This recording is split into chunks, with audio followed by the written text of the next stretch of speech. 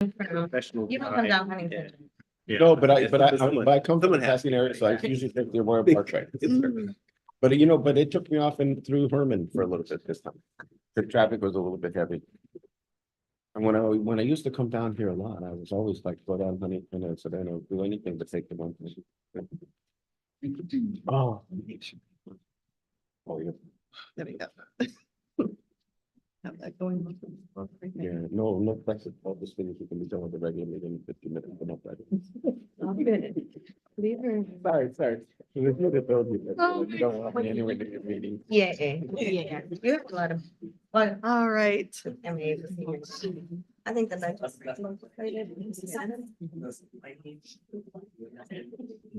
My family's all in Laguna. Oh, really? Yeah, my son's a business manager for. Regular meeting, okay. What's the trade? Laborers. Do we have Oh, quorum labor. now? Or are we still, okay. so- Right, know that? All right, You think something?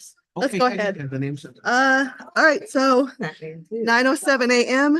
We can go ahead and call the meeting to order. Paul, if you would do the roll, please. Thank you. Sure. So I'll go in the order of the agenda. When I call your name, please identify that you're here. Tony Royster, Here. Matthew Rednick, Present. Paul Gerard sitting in for Matt Zabo, Present. Hetty Santos sitting in for Holly Walcott, Here. Shauna Janeway sitting in for Janita Igualier. Here. Marlene Fonseca, Here. Chad Boggio, Here. and Esteban Lizardo. Here. Thank you so much. Do we have any public comments? At this time, those who would like to make a public comment by phone, please press *9 on your phone to be put into the speaker queue. For those in the room, please bring your speaker card to the front.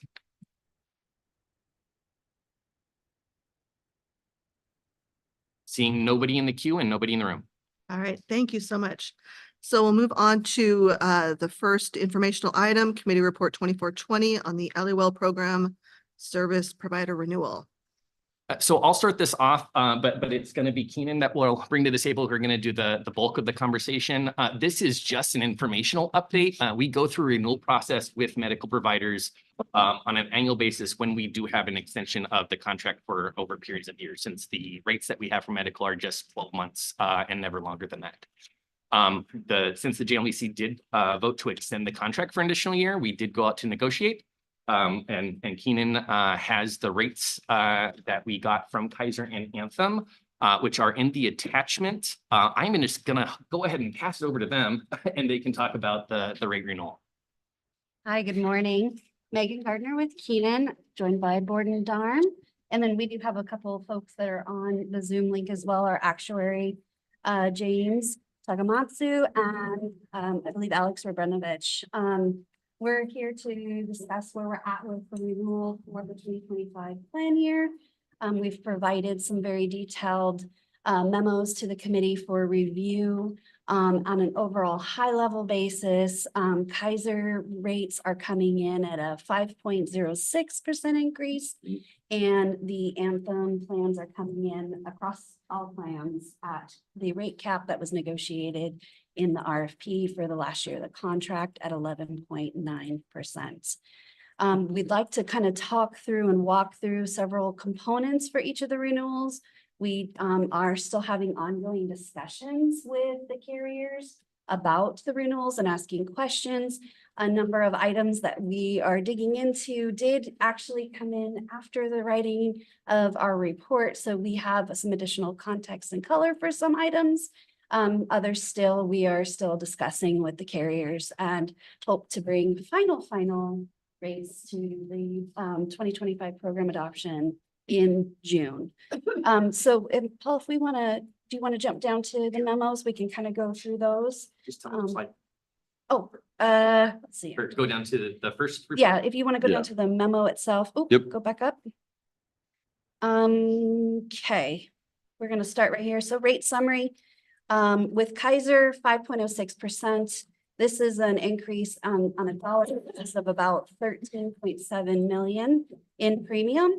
And if you go down to the next page for me, we're going to dive into what that is comprised of as we know it today, starting with the medical RX claim cost. Borden, do you want to talk about that first?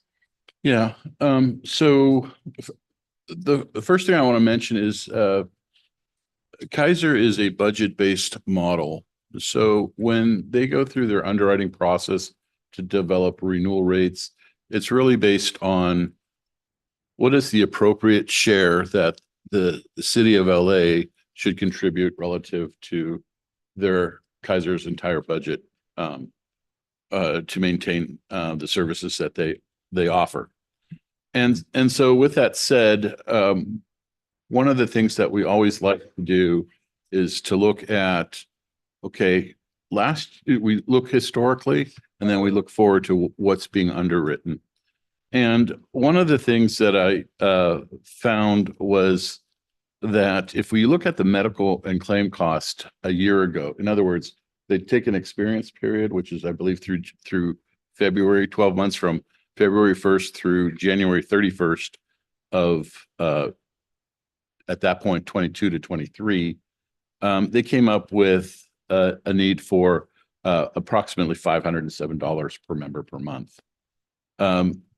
This year, when we move 1 year forward, the same time period, just 1 year later, the cost was $531 or $532, if you will, per member per month. That's a difference of $24 or 4.75% claim cost change. That's substantially below what was projected for this year to happen over the plan year. So the city of LA is performing better than expected relative to that. In particular, if we look at the next chart, kind of see some of the highlights of utilization, which contribute, too far. Nope. Cool. That's that one. There we go. I took some utilization data that was included and did a comparative year over year. And one of the things that we do see is that inpatient compared to KP benchmark is always their Kaiser benchmark where you lie. And typically the city's always been a little bit above the benchmark. But all in all, we see that there's a very little change on inpatient. It goes from 118 to 132. Wow, it's about 11.3% change or $13. Outpatient, we saw an increase from 244 to 252 or $7 change. Prescription drugs, which really this is substantially lower than what would be expected. We went from 48 to 54 for $5.35 increase, 11%. That's expected as well too. And then the all other is all the other services that are rendered. So we see that, and that only went up 3.28%. So overall, based off the distribution here in the items, we're trying to justify, is the trend that they're using applicable? Now, if you could forward to the next chart, please. So when we look at the actual, I'm sorry, back to just where it's a trend. I thought I had a chart in there, but I didn't. Item C. There we go. So we have a 7.7% trend for medical and prescription drugs. And overall, the city realized about a 6.5. So what's being used in the renewal, 7.78 compared to 6.5, what you realized is in line with projections. They're being a little bit conservative in what your actual experience has been, and we don't have an issue with it. One of the areas that we do have a concern about is the pooling point. So the pooling point and the pooling charge. Because you are 100% credible on your experience, meaning it's underwritten based off of what is realized within your Kaiser services, occasionally there'll be a large claimant, and that large claimant can be $1 million, $2 million claim. And for that, you have protection so that one claimant can't skew the results for everybody. And the pooling point that is being requested is $900,000. So in other words, claim cost up to $900,000 for an individual would be charged to the plan. Anything above that is charged to Kaiser in general, and for that you pay a pooling charge. Now, Kaiser's done an excellent job in maintaining the cost of pooling. It's gone up very little over the years. The big concern that I have is in 2022, just 3 years ago, your pool charge was $750,000. And every year we've seen a $50,000 increase since, getting to $900,000 for 2025. So there's been a transference of risk of $50,000 to the city. And that in and of itself is somewhat concerning and something that needs to really be looked at and addressed. When I get done with talking of Kaiser and we talk about Anthem, we're at the other end of the spectrum. Anthem has maintained a $300,000 pooling level back to 2018. And for that, you pay a much higher pool charge, of course. The truth is probably for both carriers is somewhere in between. But what we have is two different approaches to pooling at two different complete areas. So that's kind of the note that I wanted to make there. Otherwise, we reviewed the retention. Retention is the cost of administration of the plan. There we see actually a decrease in cost from 31 to 20, call it $29 per member per month. So that's well too. And then we have all the other just kind of generalized features. So all in all, the 5.06% renewal is a fairly accurate reflection. I think the work going forward is working with Kaiser in hand to ascertain a pooling level that is more appropriate. And I will say Kaiser, we've been on a journey with them with respect to pooling and doing analysis on a year-over-year basis, both on a regression basis, looking back to see what the charges and the pooling point has been, and then kind of using that to look forward to see, what it would look like going forward. And, we very much believe that, especially after this last year, those conversations and kind of that analysis. In fact, we just got the most recent analysis from them. We'll be using that to have those discussions going forward to make sure that the city's plans are pooled appropriately. Any questions on the Kaiser component? I had one thing that confused me a bit on under A and B. I think I'm reading something wrong. So under A, it mentions that the renewal increase is lower than the average because the city outperformed the benchmark. And then I got that confused because in between the two charts in B, it mentions that the utilization is higher compared to the benchmark. So I got confused about that. I think we're looking at the average increase versus the utilization, right? Yeah, I think, if I had it to rewrite, I think I would take that last word out, benchmark. And we're outperforming the increase in costs is more so correct, because you are somewhat higher on some of the utilization data that we showed. But in the same token, the 5.06 is somewhat lower than the trend level that they're using. Part of that phenomenon, and it comes down to this. Significant rate increase last year. Mm. Yeah, the increase in utilization. However, it's not sustaining the rate increase that was placed last year. So the increase is less than it was last year. And therefore, even though your benchmarks went up, it's not to the level of what was projected originally by Kaiser. Hmm. But the bottom line, we got a pretty decent price. Yeah, 5% is good. We would have loved to have seen a flat, but we did. But that wasn't forthcoming. And There's there's still time. yeah. Yeah. Yeah.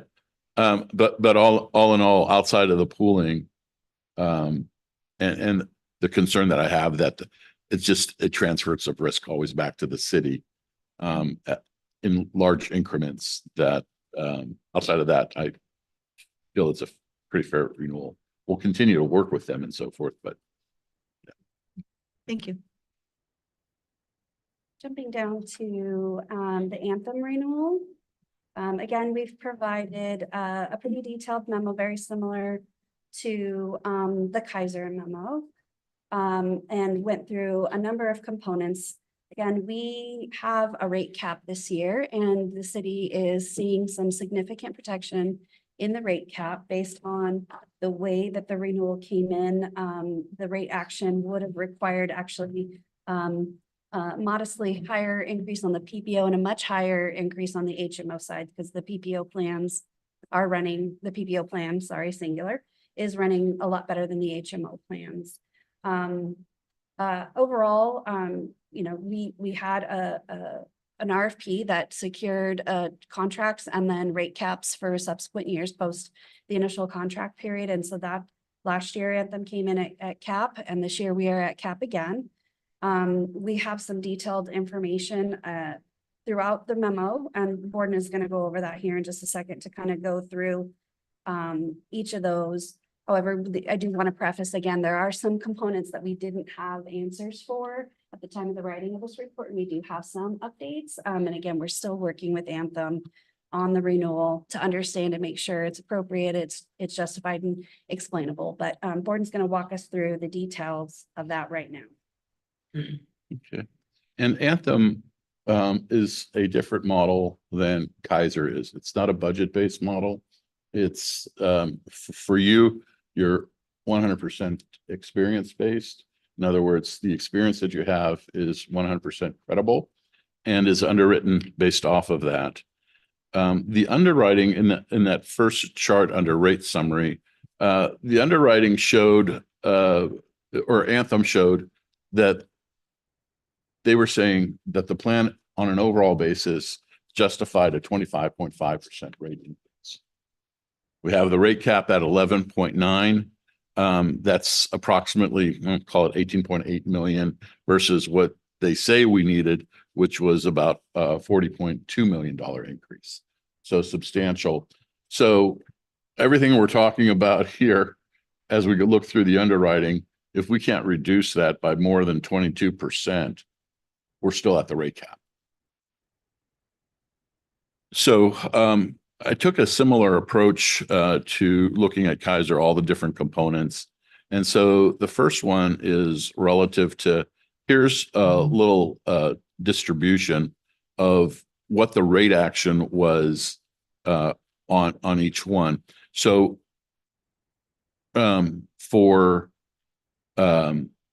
we have to the very right, we show the rate caps of 9.9 and 11.9.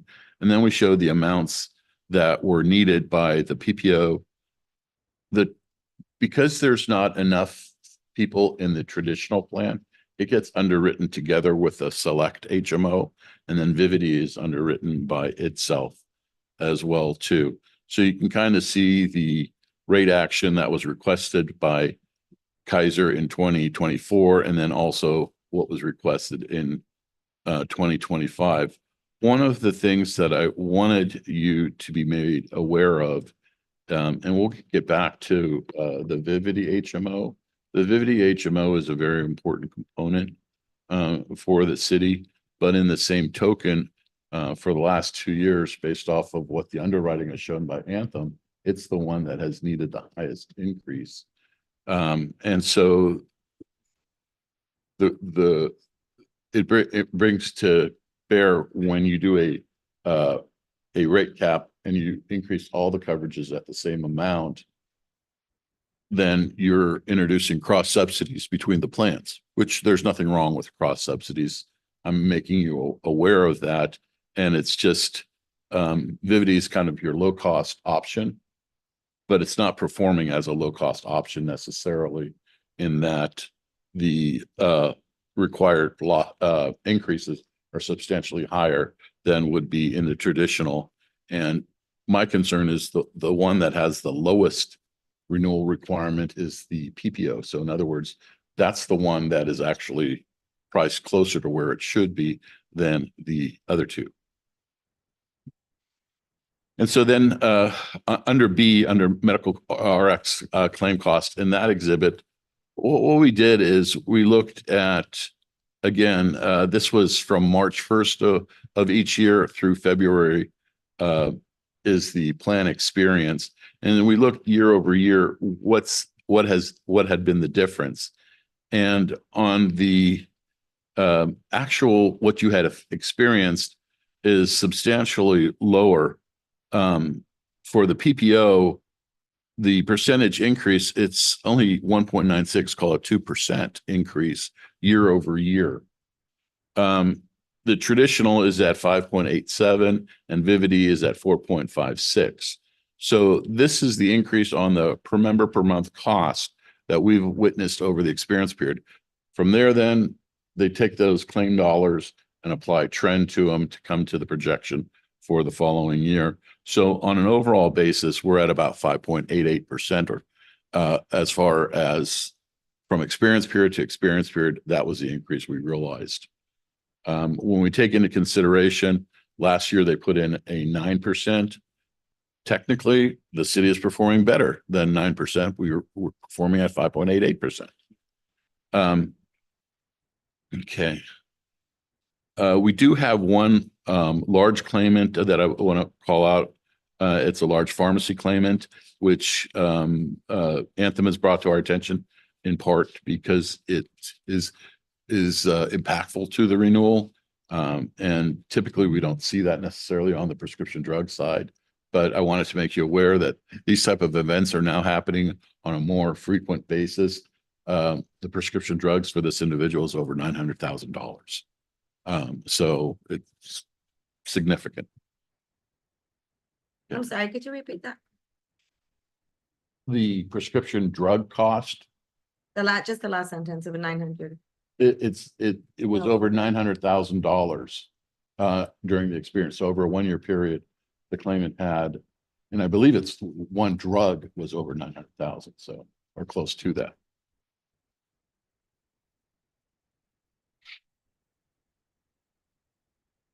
Okay, so now as we look at trend, you see the PPO, the medical and the prescription drug trend. The PPO is different, and then the HMOs are all have the same trend, which the PPO has a medical of 10.4% and prescription drug of 12.9%. And the HMOs are at 12.4 and 13%. And keep in mind what I just showed you over the experience period. What did we realize? 5.88. So there's a substantial difference between the prescription drug trend that's being used and what the city realized over the last year. And then if we go to the chart that's right below it, we look at, okay, here's the pre-trend claim cost and the impact of adding trend and we have basically the annual and the compounding impact of trend, because we're not just trending to the next March through February. We're actually trending from January 1st, we're trending to January 1st, 2025 through the balance of the 25 plan year. And so there's a compound effect of it. And so the trend factor is actually the cost of the the cost increase of taking your experience period and then increasing it for the projection. And this is where getting the trend numbers right, what you're actually going to be experiencing. And I'm not purporting the fact that 5.88 is what they should have used, because we usually don't use specific client trend, but the trend that Anthem is proposing is higher than what we would have expected. We would have expected in the basically 8 to 10% range. And so on an overall basis, it's about a 1.23 factor, meaning that $98.5 million in claims turns into 121.5 for an increase of just over $23 million in claims. That's the impact of trend. That's the impact of how we kind of get to that larger number that Anthem is justifying as what they need. Before you move on, Yes. maybe you can help put it into more simple terms. I'll try. But just looking at the report, and you alluded to this and spoke to this, but the report reads that with respect to the trend applied to the rate development for the city, Keenan's benefits underwriting and actuary division categorized it as outrageously high for both the PPO and HMO plans, and is the highest they have seen in a renewal. So Yeah. could you just go back and explain the difference between what the city realized and the trend, and why it's such a difference? And that is a point of negotiation that we're still doing with Anthem. And it's been the highest trend that we've seen.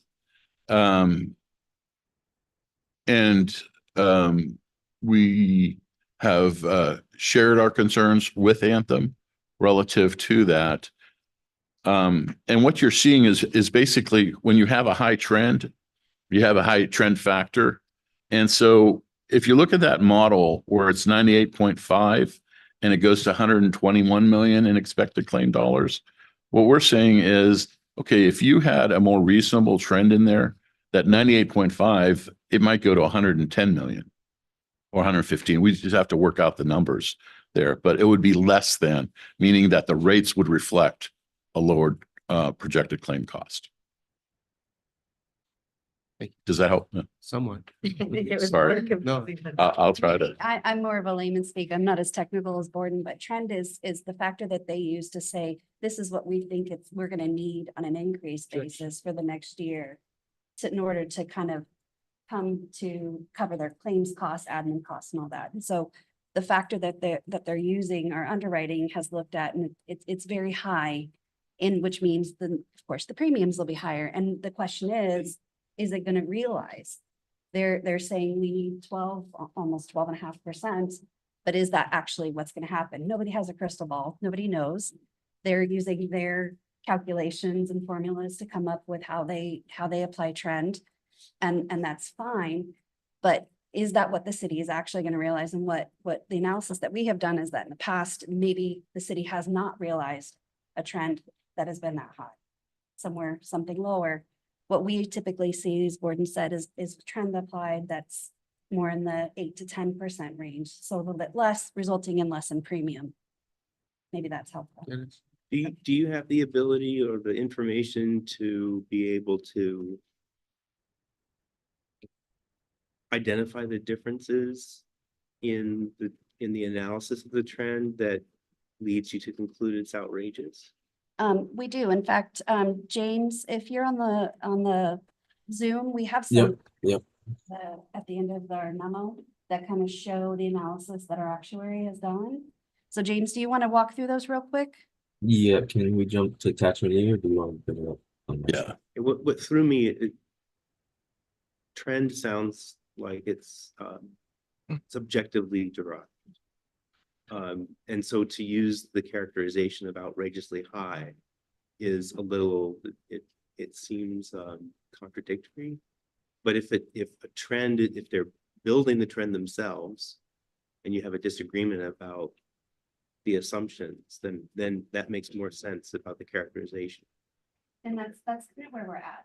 when we see other carriers and other plans up and down the state coming in at a 7 to 9% range, and then Anthem's coming in at a 12.5%, we're wondering why, what's happening there? And one part of the conversations we're having with Anthem is show us what is so compelling that you have this need for such a high trend. Give us those numbers. As of right now, we haven't gotten anything that is super compelling other than, one of the explanations that was given is the trend that's used for the city is book of business based on 3-digit zip for the city's members. But again, that's not taking into account the city's good experience and how they've been performing based on Gordon and James's regression analysis at coming in 5.8. So we're very much disagreeing. We want to come to center. We want to be able to explain it. And at this point, we're just not there yet. If you look at a year ago, the trend that we used was a high trend as well too. But the experience that we were looking at was our first year of post-COVID. And so we were being hit by a lot of claim costs, and our costs did go up. This is almost a second year post-COVID. Nothing's changed, but things have changed. The COVID claims that really hit, and the post-COVID where people had their elected surgeries that they had to put off and so forth. That's all happened. And so we're not continuing in that vein. And to me, the trend that Anthem's using is kind of a reflection of, oh no, it's continuing, or new things have taken on that role. And I'm just saying, I don't see that, nor is the rest of the market. So what happens if they disagree with you and you disagree with them and there's no compromise? What happens with the premium? Well, their proposed premium is coming in at rate cap. So you do have the cap. Their rates as far as what they're proposing for your renewal is set. So at worst case, the rates that are shown in today's exhibit would be your rates for 2025. I do know, with the medical ad hoc committee is looking at a number of things, including the plans themselves, there are other mitigation strategies that they might be considering to bring forth to look at this.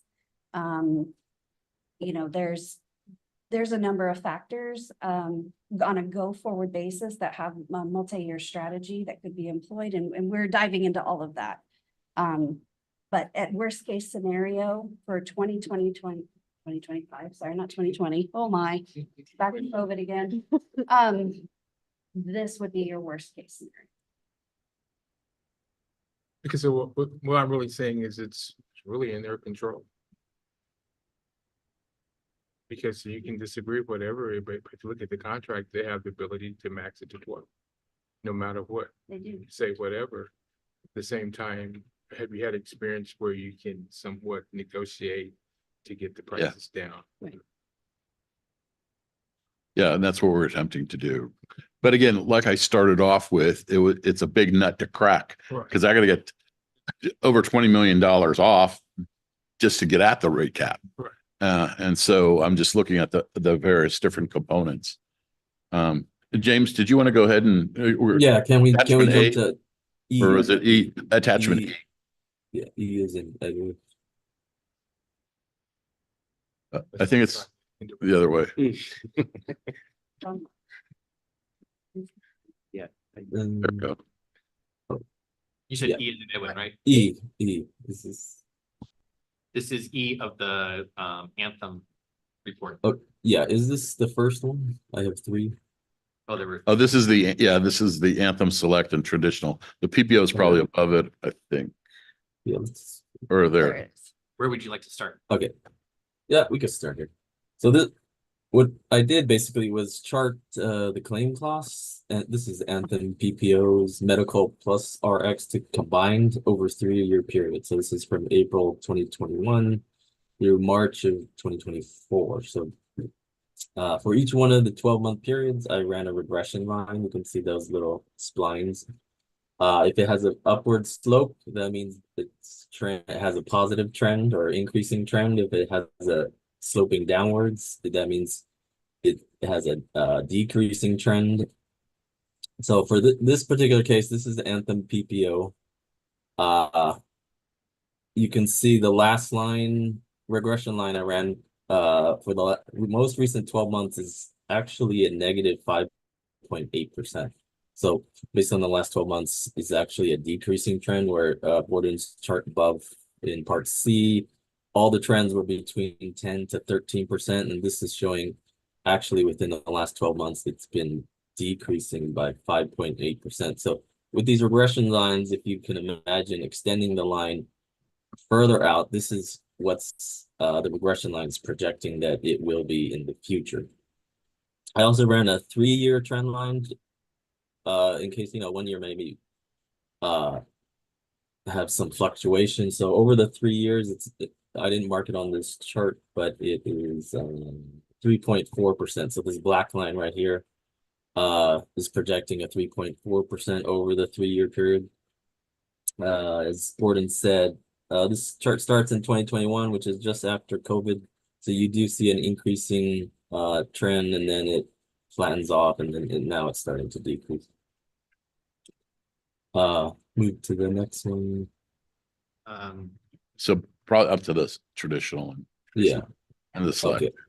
Yep. So this same chart, same analytics. This is based on the select and traditional HMO combined. For the most current 12 months, the trend line is showing a 6.2%. And the 3-year trend line is about 5%. So both of these are way below the 10 to 13% that Anthem is using in the rate buildup. Next one, last one is the Vivity.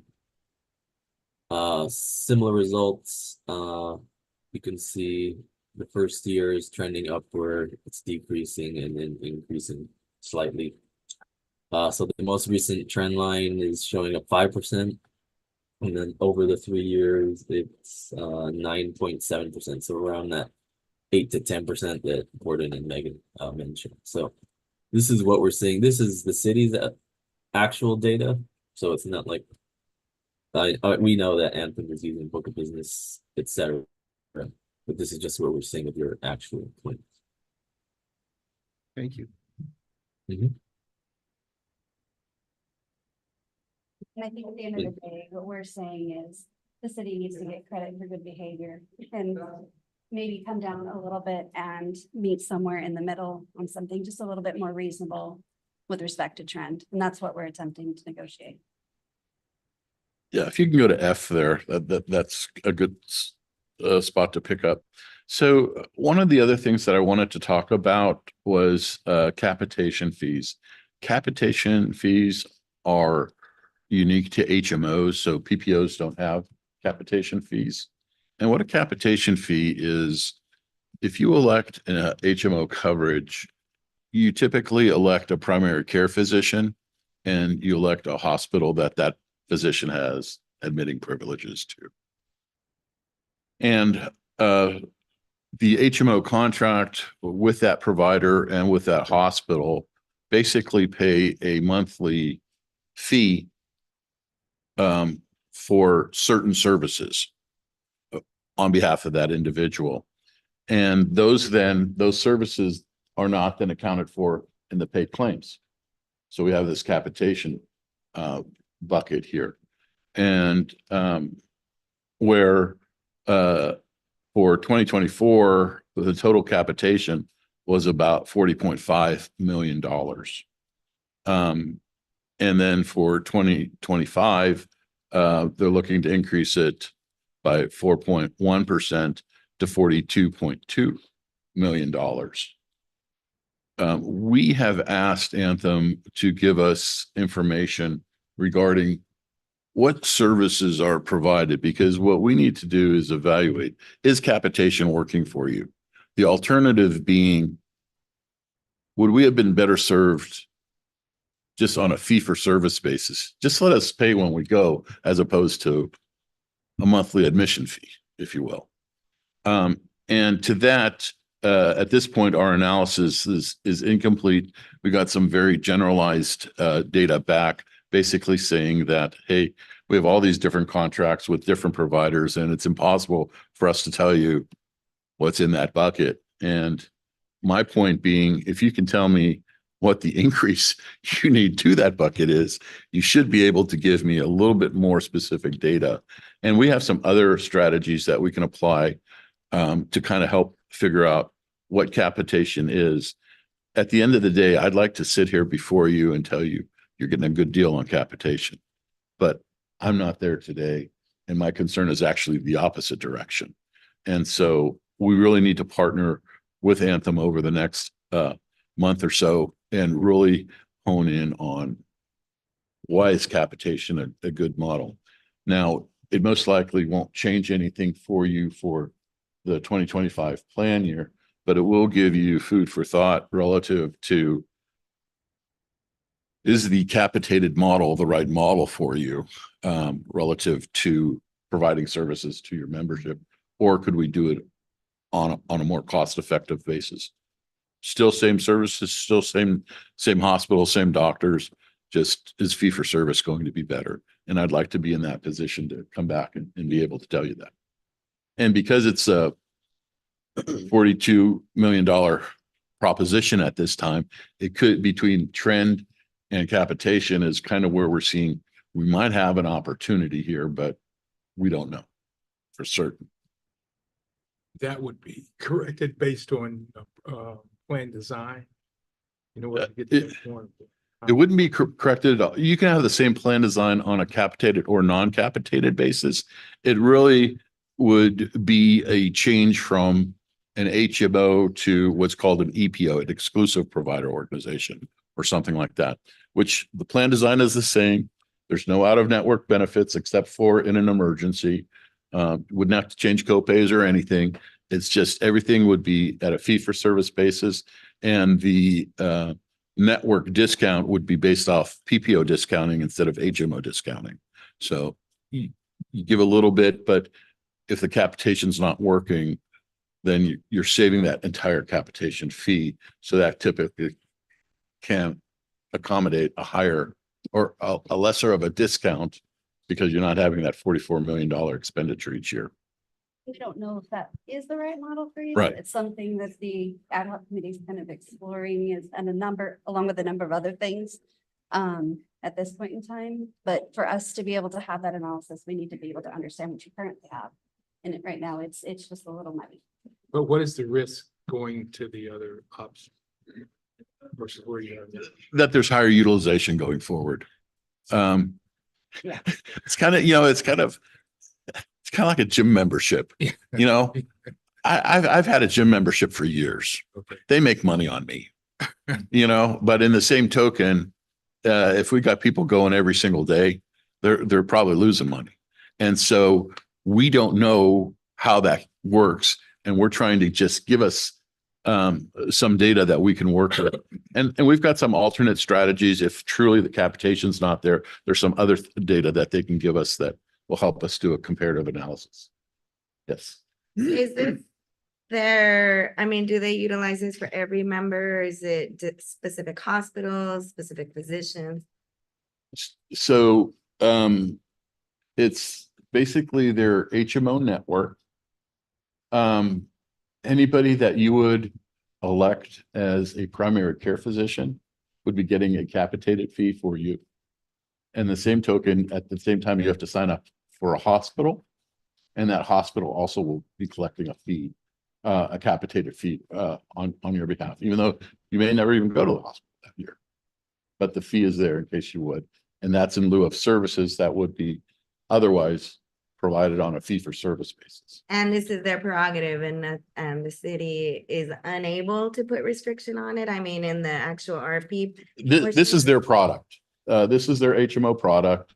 I don't think we can we cannot put restrictions on it, but the city certainly has the ability to say, this is not the right model for me. I'd rather do something else. And just to be clear, it's not just Anthem that has capitation. All Yeah, carriers in an HMO environment Thank you. have capitation. That's part of how they're built. It's just, making sure that the capitation that is there is appropriate if, you know, for the city based on, you know, the contracts that they have with certain entities, medical groups, hospitals, and what have you. And just making sure we're doing the due diligence, checking under the hood there.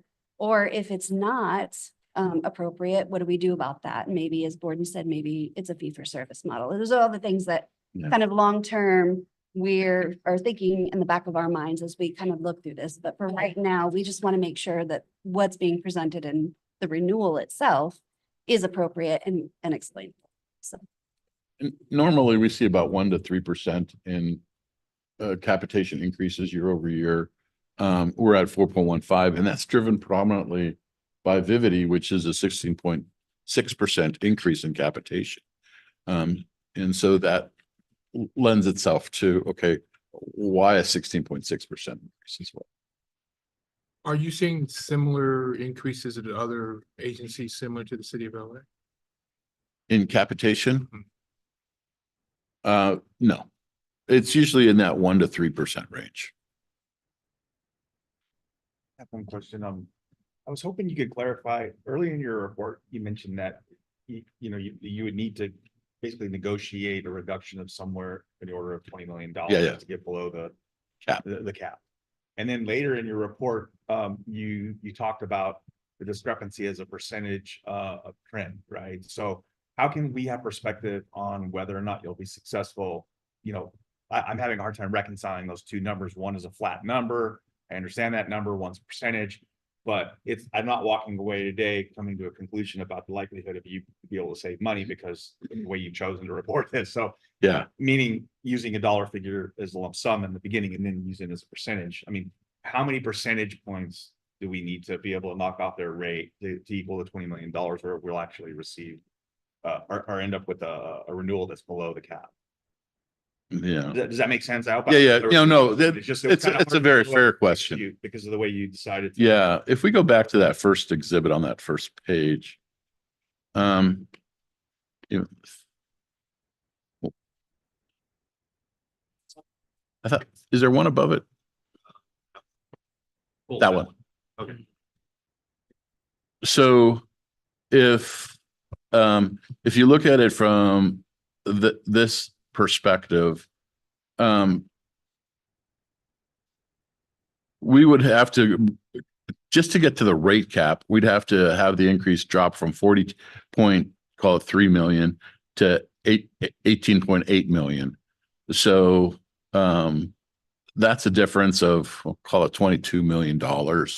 So if the difference between 11.9 and 25.5% rate increase equals $22 million, I mean, we'd have to have at least about a 14% shift just to get to the rate cap in rough numbers. And to get below the rate cap, to make it worthwhile, we'd have to even go higher than that. And so it's a combination of a few different things. Am I confident that I can get there? No. But am I confident that I can have better explanations to you relative to it and give you perspective of perhaps some of the things we should be looking at going forward for 2026? Yes. Thank you. But with a cap, it's the max that they can charge you. No matter Correct. what their increase is. Correct. Mhm. Okay. we have significant protection under the rate cap.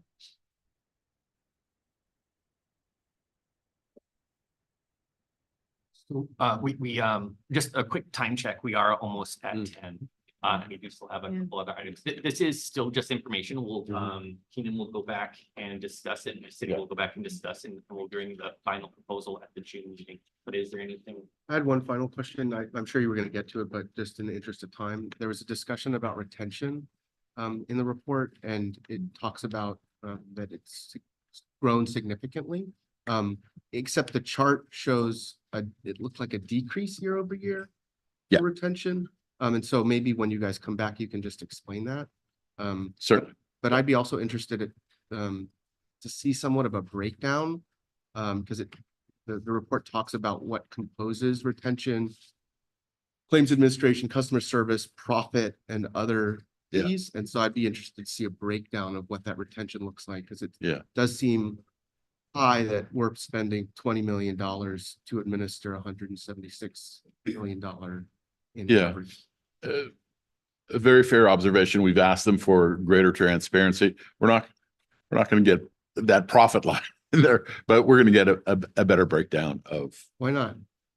Typically, it's not disclosed. It's typically mixed with risk charge, which is the pure cost of insurance. And that's just kind of a standard, they'll call it proprietary information and confidential. Thank you, guys. I think it's, regardless of getting, whether we get or how close we get to the rate cap number, I think it's important to continue those negotiations because beyond, any potential savings for this year, I think we've seen between last year and this year, very high necessary increases, so-called. And I think that is an indication to us of what to expect next year when there isn't a rate cap and a lot of really important conversations to have before then. So thank you so much. Thank you. Thank you. Just final comment, I'd like Anthem to understand that the CAO wants as much information as is appropriate and possible. It sounds like you're not getting the information that is critical for this committee to make a decision. So I'm not going to speak for the committee, but I think I'm drawing on a little bit of Matthew's frustration. The more information and transparency we get, regardless of where we end, the better position we'll be in to make future decisions. And I'll leave it at that. Thank you. Last one, sorry.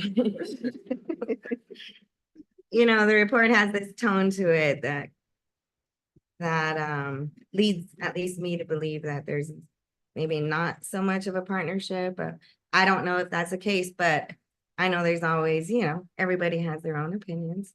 And at some point, will we be able to hear from Anthem and hear what their reasoning is? Or I know today's not the day, but will we be able to speak with them and hear their perspective on their calculations and utilization of zip code and that type of stuff?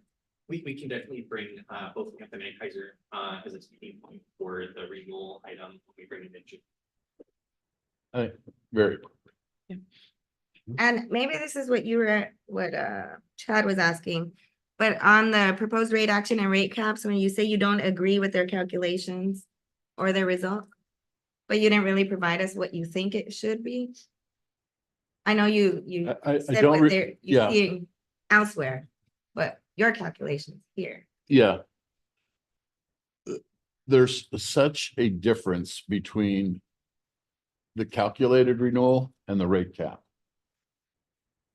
Then there's the non-disclosure of data that we really need in the capitation and so forth. Even I am uncertain, can I even get below that?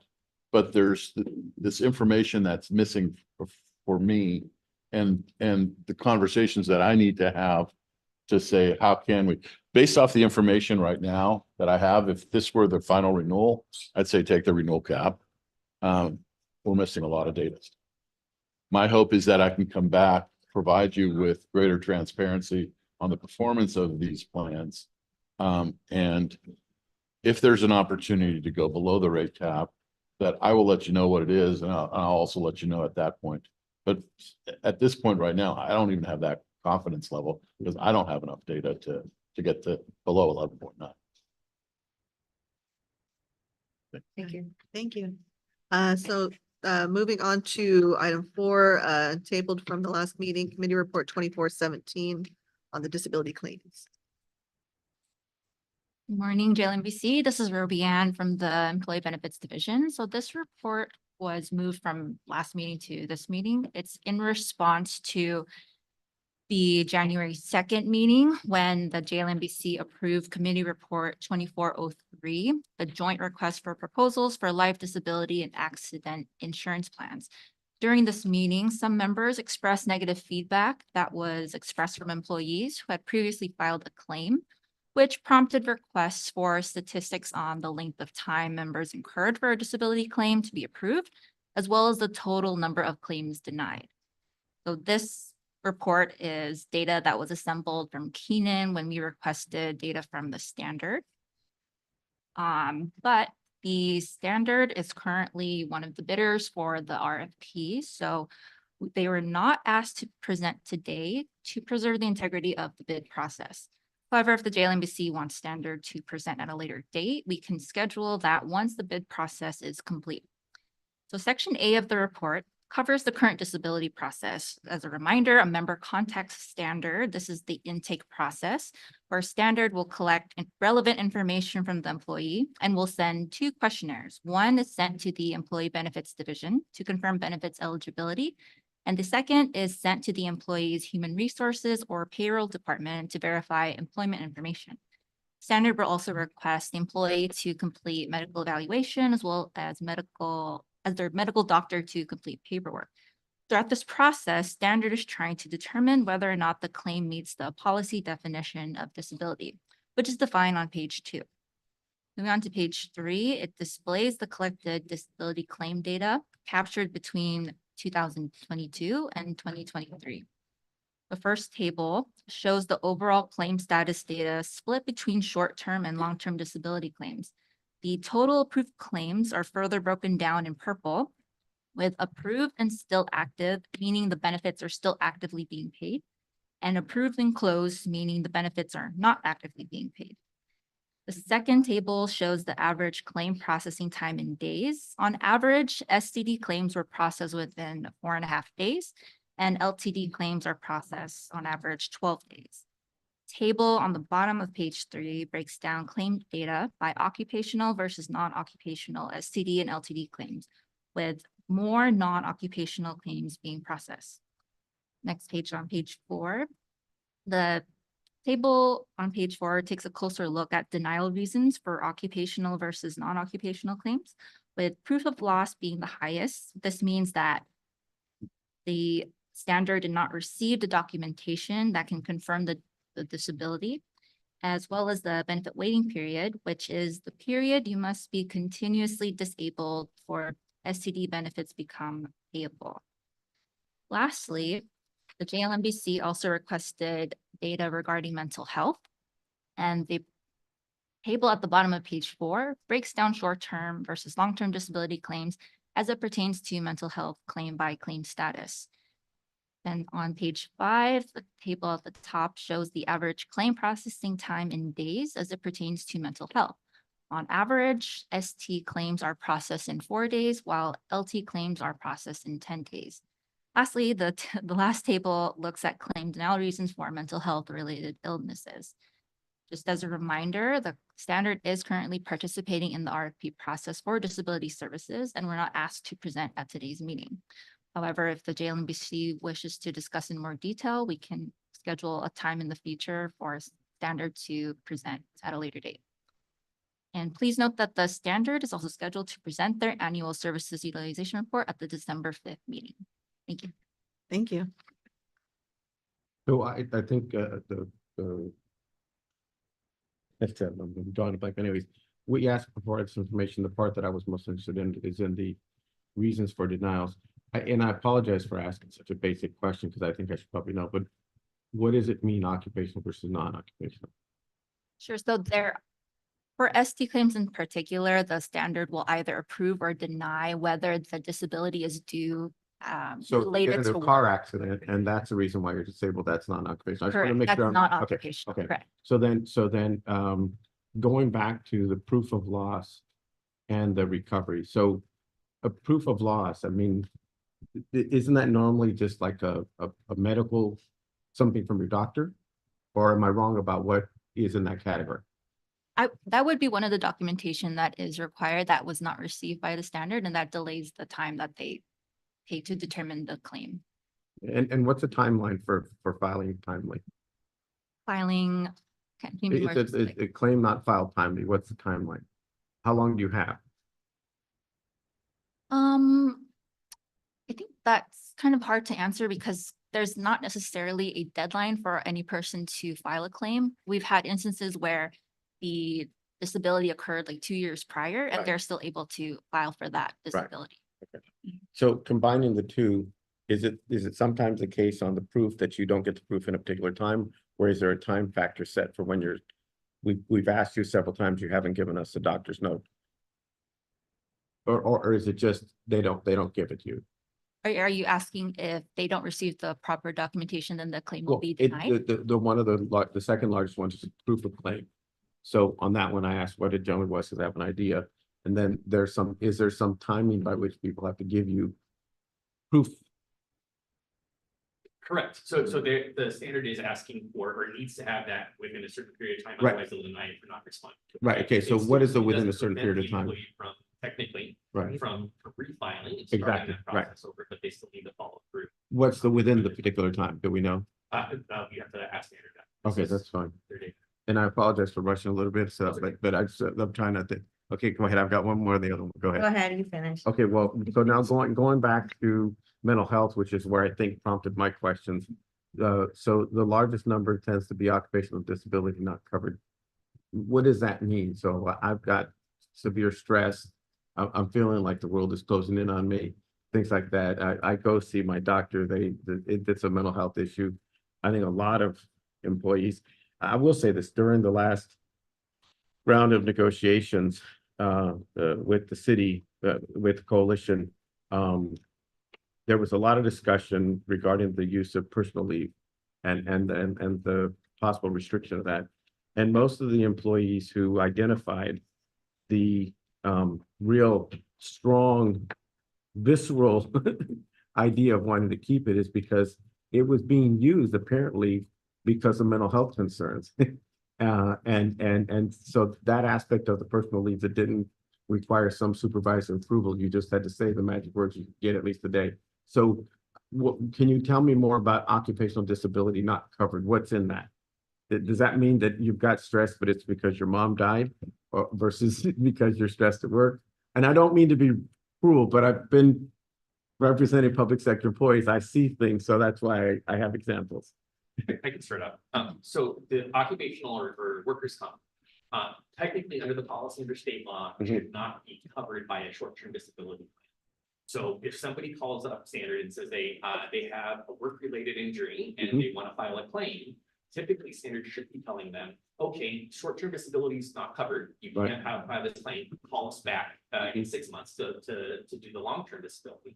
That should be the process. And so it would be they filed the claim, maybe not knowing it was related, and then it was discovered it was work related, so it was denied because it was identified. Okay, I got you. Okay, thanks. Marlene, did you have? Yeah, that covered it. I thought I was reading it that occupational injuries are not covered in the mental health capacity, but you just clarified. Very good. Did you want to have standard come in at some point before the December? Is it urgent or? No, we no, can no. Talk about it No, December? I think Okay. not. Okay. Thank you very much. Yeah, no worries. All right. Thank you. Were there any other questions about the? Okay, cool. So we can move on to any requests for future agenda items, and thank you very much. Appreciate that. Thank you. Yes, you're welcome. Any future agenda items? We're good. All right, so we've got our next meetings. I don't see oh, there it is. It's Yeah. separate, sorry. Look May ahead, 16th, it's there on the page. Our next regular meeting, June 6th, but our next planned special meeting on May 16th. And we can adjourn at 10:09 and move to the special meeting. Rolling right along. Do we need to do another roll call? Yes. Okay. So special meeting. Call to order at 10:10. And if you could do the roll call quickly, Sure, and we'll go in the same order as before. So Tony Rister, Here. Matthew Regnick, Still present. Paul Gerard sitting in for Matt Zabel, Present. Petty Santos sitting in for Holly Walcott, Here. Shauna sitting in for Janita Gwalier, here. Marlene Fonseca, Here, Chad Boggio, I've checked out. No, I'm still here. I'm absolutely here. and Esteban Lazardo. Here. Thank you. not a mind. I like that, I like that. So you're technically still counted, Chad. All right, thank you so much. Do we have any public comments? Same thing applies. Anyone who is attending by phone, please press *9 to put yourself in the speaker queue. If anybody has a comment in the room, please bring it to the front. We are seeing no one in the queue and no one coming forward. Thank you. You know, I hear the Jeopardy in my Right? head when we do that. And I'm sorry for putting that to everybody else. Yeah, in that now I've now. got it. in Sorry my about head that. now. All right, so moving on to action item 3, committee report 2421 on the health and dependent care spending accounts RFP. Take it away. Good morning, JLMBC members. This is Chung with Employee Benefits. Today, my colleague, Karina and Megan from Keenan Associates will be going over the Health and Dependent Care Spending Account Services RFP report with you. Okay, this report is recommending that the JLMBC recommend to the Personnel Department General Manager that Ameriflex be selected as the administrator for the LA Well Program's Health and Dependent Care Spending Account Services for a 3-year contract with 2 one-year extension options pending successful negotiations between the Personnel Department and Ameriflex. Moving down to background, as a recap of the timeline, the JLMBC approved the release of the RFP in January of this year. On February 15th, the RFP was released on RAMP LA. The pre-proposal conference was held on March 7th. And proposals were due by March 21st.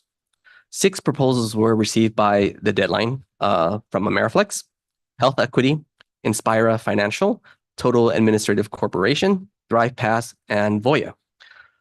Moving over to page 2, the RFP's primary objective was to select a qualified and experienced vendor who can administer the healthcare and dependent care spending accounts and who can best support the city, benefit participants, and EBD staff by 1, providing the scope of services sought under the RFP, 2, enhancing the healthcare and dependent care plan education and communication, 3, improving the customer service experience for members, and 4, being responsive and flexible to the needs of the city.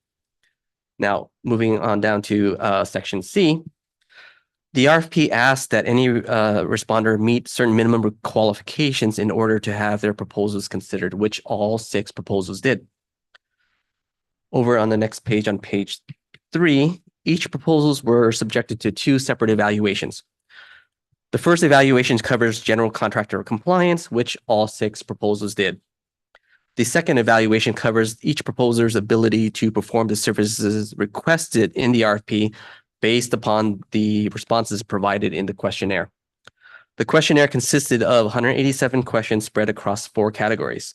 First one, organizational background, financial strength, and experience. Second one, plan administration support and account management. The third, member services. And lastly, financial costs. Responses for the latter 3 categories. Question, I'm sorry. Can you just remind us why the first category is unrated? Trying to remember. Those are more the general questions where it's like, okay, where is your headquarters located at? How long have you been in business? Like those kind of things, which we've in the past seen as being pretty much unilateral for a lot of proposers. So it's almost like a minimal qualification. Pretty much, yeah. So it was still required for them to answer and provide, but we made the choice not to rate it for this RFP as well as a couple others. Understood. Thank you. Thank you, Paul. Okay. Responses for the latter 3 categories were scored in both qualitative and quantitative basis. For the next part of this report, Karina will be going over this section with you. Good morning, JLMBC members. Taking a look at section E, the proposals submitted, all 6 proposals met the minimum qualifications and complied with the city's contracting requirements as outlined in the RFP. Each proposer submitted a completed questionnaire workbook, and a summary of pricing and highlights of each proposer's questionnaire responses is provided in the attachment B by Keenan, along with a side-by-side comparison of answers in attachment C. While all proposals had similarities in overall services, there were some differences as well, most notably in the scored categories of plan administration support, member services, and financial costs. You may find a summary of those on pages 5 through 7. And now Megan will be going over some of those highlights. Yeah, good morning again, JLMBC. Just reviewing the report deck towards the back of the memo that was prepared. We've kind of provided a summary table and some notable proposal provisions for each of the categories that were reviewed and scored. These included administration. Sorry, Paul, if you would keep on going down. Yeah. Yeah. Administration, this customer service experience or employee experience with the proposers, as well as performance guarantees, underwriting, and financial costs. Starting with administration, we've kind of laid out some side-by-side features and tables that were of note for the city. These include claims financial accuracy. It's important for members to have their claims adjudicated accurately and as quickly as possible. So we wanted to call out and showcase how the proposers responded with how they handle those claims, both for accuracy over a 12-month period and their turnaround time for processing.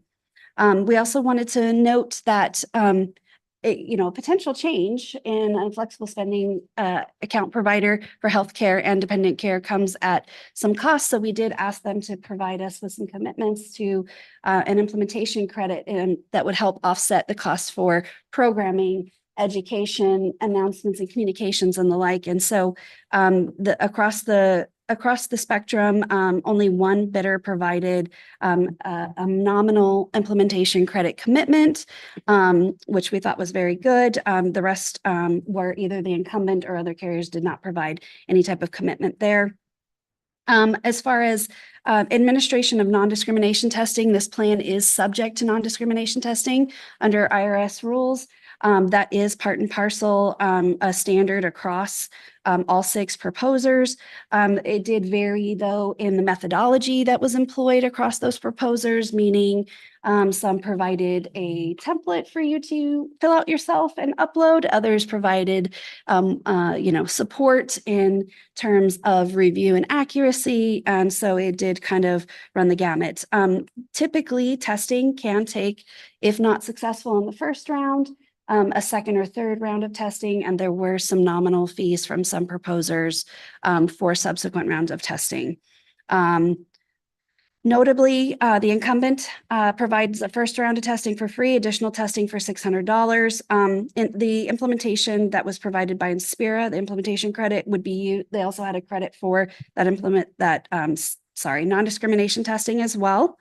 But Ameriflex, Task, ThrivePass, and Voya all included testing at no cost, which was good to see. From a service experience, obviously claims are happening. Sometimes claims get denied. We wanted to kind of evaluate what happens when an employee has a question about their claim and they call in. So we wanted to kind of showcase the call abandonment rates, claim denial percentages, customer service hours. I know that was very important to this committee through past conversations and getting some expanded customer service hours and customer service access.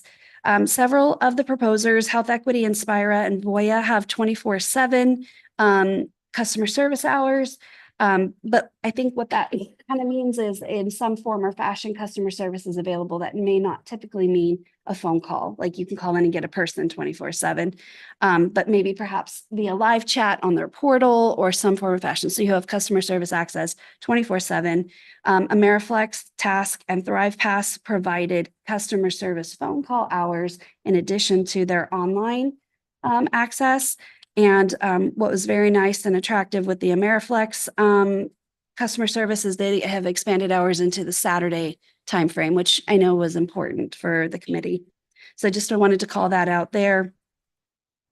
As far as support service for the city and also for the members that are utilizing the plans, Ameriflex is providing 100% dedicated team to the city, which the rest of the proposers had lesser forms of that proposed, if not at all. They also have a call center that is specifically dedicated to the city that they've committed to, which would, I think, greatly improve the customer service experience. And then across the board, language variations, English, Spanish, and on down the line are offered for all proposers. I have a quick question. Yes. So just the 100% dedicated staff unit, Mhm. what is that composed of? What will that look like? So according to their proposal, I believe that's processors as well as a supervisor and a manager. So you're going to have a national account manager that's dedicated as well as a unit that's actually handling the city's Will they account. be in the area or is the team somewhere? I believe it could depend. Ameriflex, I believe, is headquarters in Texas. Yeah, Carrollton, Texas, I want to say. Let me go back here. But it sounds like that was a distinguishing difference for America. It is, to have, a dedicated account manager, something the city does not have now, but they have an account manager, but not a dedicated account team for processing and for phone calls. So that's gonna, I think, greatly enhance your customer service experience. Thank you. You're very welcome. Sorry, jumping back to, the service experience and the service, sorry, 2023 satisfaction survey results. All 6 proposers provided, their satisfaction results for the last year. Across the board, we saw a variation of, their actual findings. It varied. It was not an apples to apples. They have very different methodologies for how they collect those. So, but overall, nothing too greatly concerning there. From an underwriting perspective, this is one of those plans that doesn't have the quite complex underwriting that we heard earlier. It's a very simple proposal to evaluate in terms of underwriting, either on a PEPM basis, so flat fee per participant that is utilizing the program, and basically minimum participation requirements and what have you. So it's very simple. There was nothing too concerning that we saw in the underwriting itself. All the proposers did propose in a very similar range. There were no outliers that we saw, but really nothing of great concern there. With respect to performance guarantees, we did see a variety of responses initially. We had to get some clarifications on the positions that they were taking with respect to performance guarantees. The city did review performance guarantees for this plan. They had been set for quite some time and scrubbed them up and brought them into the 21st century, including things like cybersecurity performance guarantees and some enhanced customer service performance guarantees. And all proposers did agree to performance guarantees in some form or fashion. The city was requesting 16%, and most all did commit to 16%. Ameriflex did not. They were one that committed to 10%. However, we feel that it can be addressed during post-award negotiations with them. And then Thrive Pass notably said they would put 100% of their fees at risk, which was interesting. It was kind of unclear what those metrics would look like because they didn't actually agree to the calculations and the components. So while we were very intrigued by their enthusiasm, it was still unclear to us what that actually meant. It's too good to be true. Sometimes. Speaking of that, going into financial cost,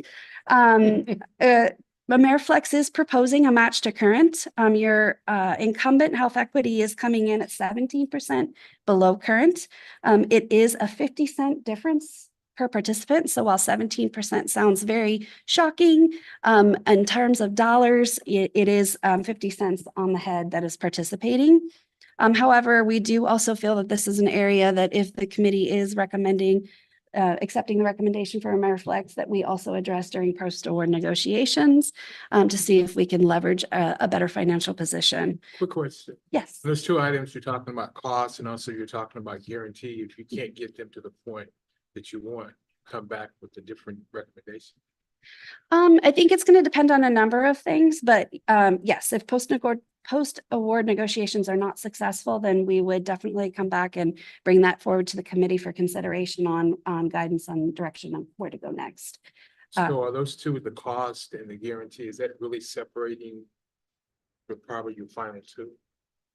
I think so. Plus the fact that there are a lot of enhancements in service and the scope of services that we definitely want to make sure that we address. We get to talking about what we saw, and I don't know if I'm stealing thunder here from Chung or Karina, but the incumbent health equity has been the city's provider for quite a number of years. And with the understanding that this was an RFP and a way to kind of put your best foot forward, we were hoping for a little bit more in terms of what we saw in the way that they responded to the questionnaire. It just was not there. Ameriflex did distance themselves in terms of the questionnaire and what they're willing to bring to the table with their commitments to service and enhancements, compliance, and a whole number of other factors. So that is one of the reasons why they scored the highest, is because they were more closely aligned with the scope of services and the objectives of the RFP.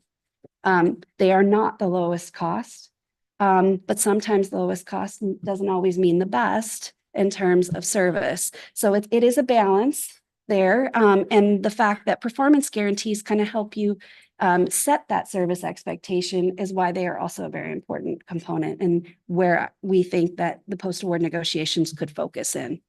Have we had discussions with their prior customers? We did check references. There was nothing alarming in it from any of the proposers that we saw in terms of references. Everybody scored from satisfactory on up. We do know that they are a very credible provider out in the industry. They have a very large block of business here in California and nationally. So they're in terms of in-kind vendor quality, I think you'll find that they are on par with Health Equity. So you're not taking a step backwards, essentially. No, I'm just, sometimes things is too good to be true. They can, yeah.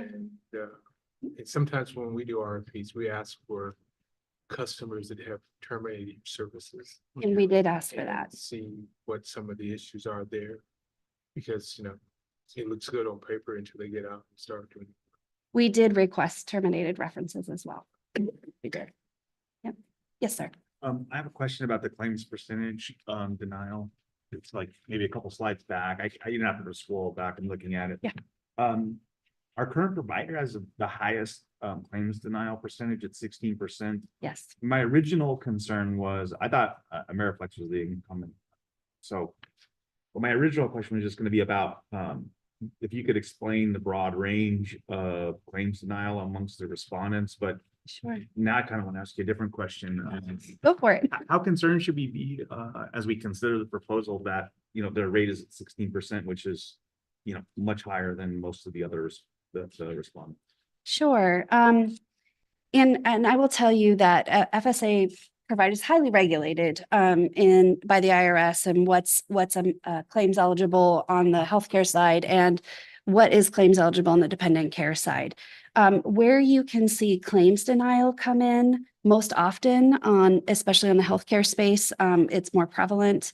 Happens to be in your dental and vision type claims. The city has preloaded medical claims co-payments, and all of these providers employ some form of auto adjudication for claims, meaning if things line up, the claim flows through, it doesn't get denied. They all also have point of sale debit card usage, meaning if you go to a CVS, they have a machine, their register is coded with the IRS, and that card swipe knows that it is a qualified medical expense. So there is a lot that happens to ensure that claims go through. Now, if you have a point of sale purchase with that debit card, they can still ask for substantiation. If there's something there that maybe it doesn't tick 10 of the boxes, it ticked 9, it went through, but they still want to see what that receipt is. Sometimes that happens.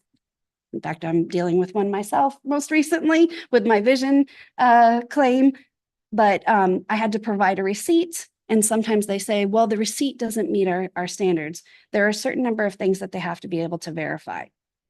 Date of service, the covered person to make sure that they are a qualified dependent of yours, the cost of what the service was, and that it was an actual true eligible expense. And so oftentimes you will see denials come in that form or fashion, meaning it went through point of sale, substantiation was requested, and maybe substantiation didn't meet the requested items. So denial can take on a lot of forms.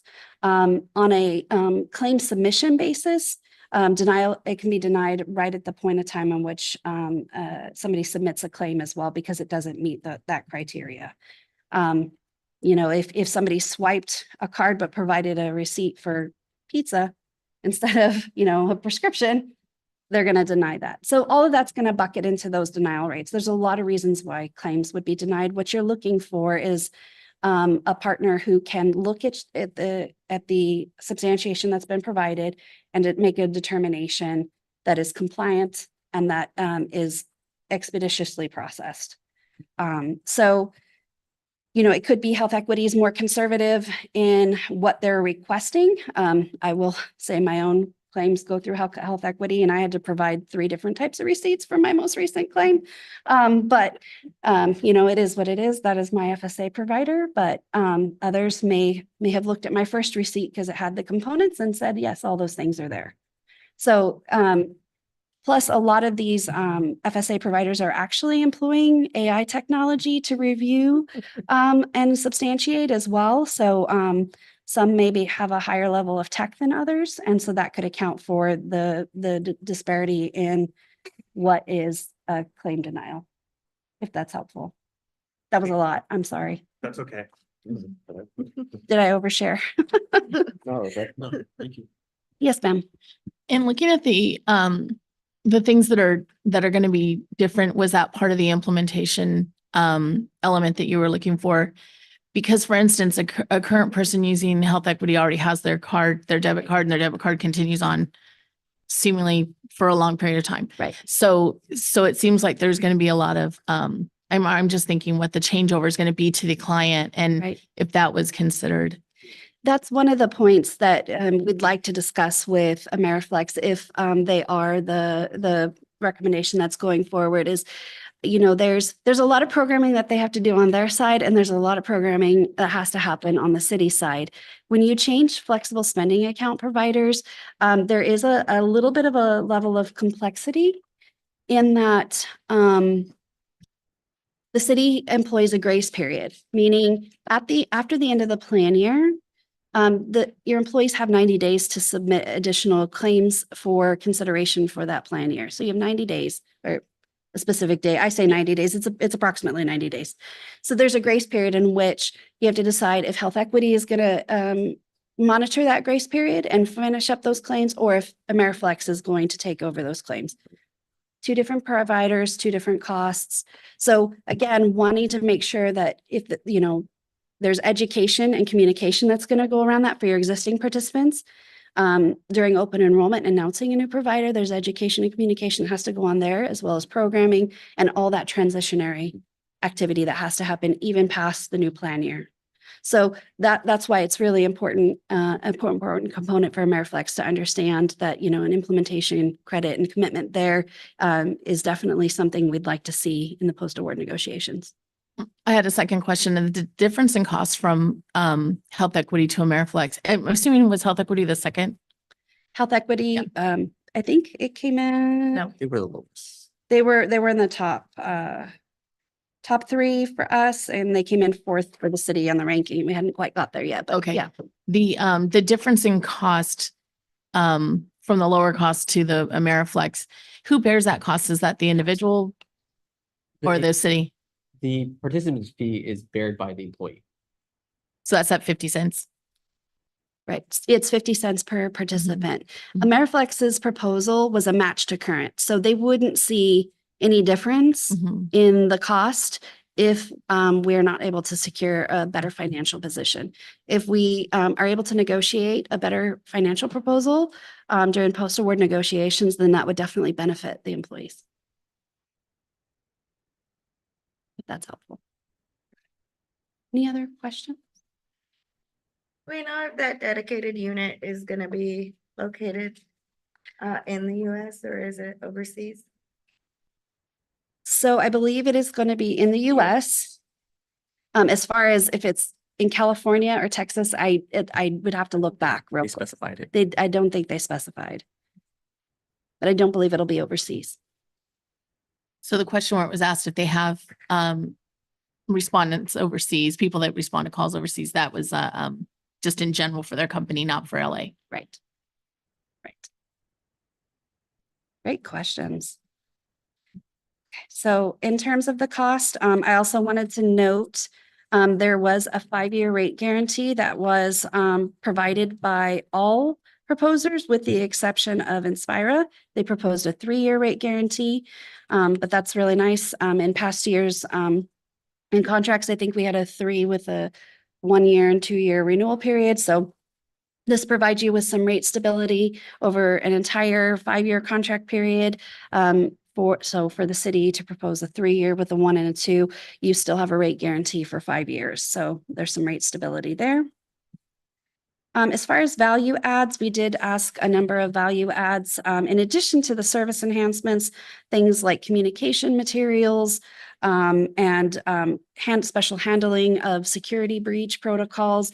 And all of them did agree to a variety of value adds, as well as the security breach. However, the incumbent said that they would agree to some special handling and perhaps credit monitoring, but it would be subject to negotiation in terms of the contract, and we were unclear as if it would come at a separate and additional cost. With that, scoring results, I don't know if you want to go over those or if I'm going to go over those, but again, just want to note, post-award negotiations are an important part of the process, and definitely something we'd like to employ with AmeriFlex should the recommendation go forward.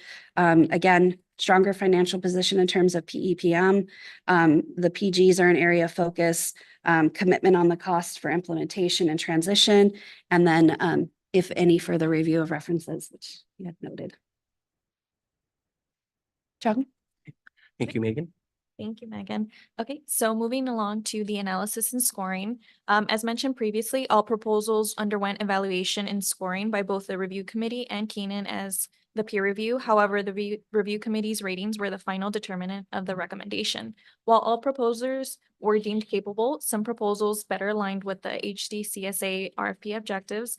AmeriFlex proposal was ranked highest, followed by Task, Voya, Health Equity, Inspira, and ThrivePass in descending order. The average scoring results for the proposals are provided in alphabetical order as seen on the chart on page 7. Keenan's review and scoring results were fairly close, but differed slightly from the city. AmeriFlex proposal ranked ahead of the rest, with Voya and Health Equity ranking 2nd and 3rd, and their average scoring results can be found on page 8. To recap the scoring and evaluation, proposals were scored based on the information provided and no modifications were allowed after submission. The city did reach out to all proposals for clarification to certain responses as outlined in the RFP.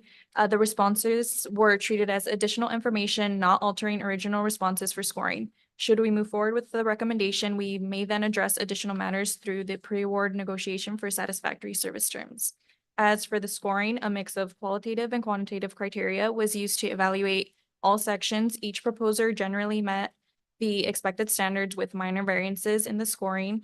All 6 proposers were capable of providing the HCF, FSA, and DACRA services at a base level. However, the review committee noted distinct differences between the proposals, which you may find a summary of that on pages 10 through 13.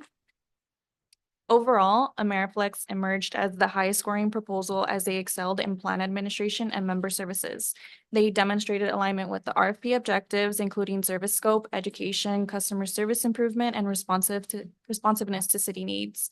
AmeriFlex agreed to the city's preferred funding method, provided customized reports at no charge, maintained high claims accuracy, and offered a dedicated customer service staff. While their customer service center lacks the 24/7 availability, alternative communication methods such as a text messaging, online chat, email, and the Saturday hours do compensate. While their proposed per participant per month fee matched the current rate, but the other proposals offered lower rates and stronger performance guarantees. Although all proposers demonstrated the ability to provide the account administration services, the review committee found that AmeriFlex's proposal best meets the needs of the servicing the account and enhancing the participant's experience. As for the incorporation into the LA Well program, AmeriFlex's proposal is a standalone offer, thus requiring separate enrollment for the transit and parking spending accounts. While this may result in increased fees for some participants, the potential enhanced experience justifies the change. Actual member experience and implementation plan details will be further negotiated between the city and AmeriFlex.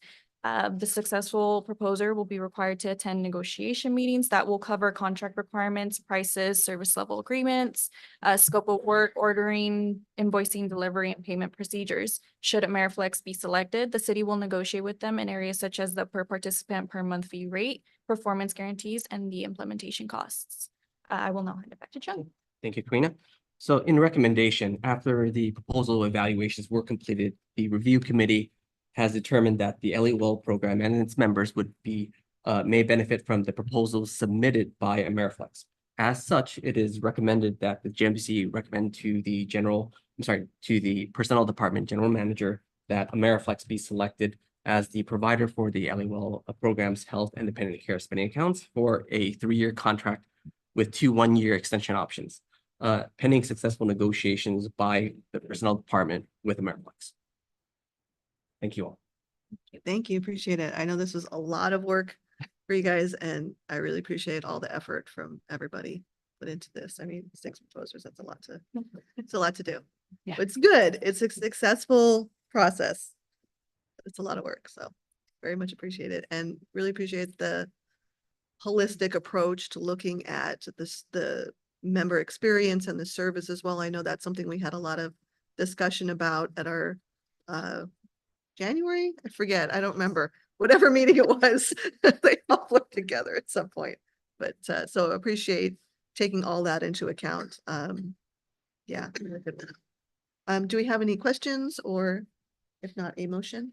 I have a final question. I'm Yeah. sorry, and this is not the smartest question I've asked. The 17% reduction from the current rate, that is strictly the employee, I mean, the consumer's rate, right? The city isn't paying any of that. Correct. Okay. So I think what you're referring to, Patty, is that the health equity is per participant per month fee is coming in at $250. So it's a 50%, Right. 50-cent drop from what is currently being charged. Actually, I was trying to make, yeah, okay.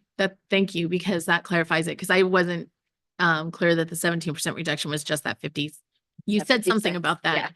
And I just want to make sure. Okay, good. So the only cost that we're talking about, or the only change in pricing, is that 50 cents. For health equity, Mm-hmm. Ameriflex is proposing match to current pricing. Mm-hmm. Okay. Oh. I move that we approve the recommendations as submitted in on the agenda. Thank you. Do we have a second? I'll second. Thank you. All right, we can do the. Okay, pretty loud. Thank you. So we'll go in the same order as the agenda for our votes. So Tony Orister, your vote? Aye. Tony votes aye. Matt Rudnick, your vote? Aye. Matt votes aye. Paul Gerard, your vote? Aye. Paul votes aye. Petty Santos, your vote? Aye. Petty votes aye. Shauna, your vote? Aye. Shauna votes aye. Marlene, your vote? Aye. Marlene votes aye. Chad, your vote? Aye. Chad votes aye. And Esteban, your vote? Yes. Esteban votes aye. It's unanimous. The motion passes. Thank you, thank you. Do we have any requests for future agenda items that have come to your mind in the last not quite an hour? No? Okay, awesome.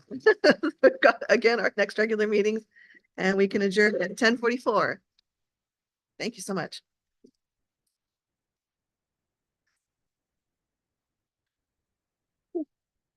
And then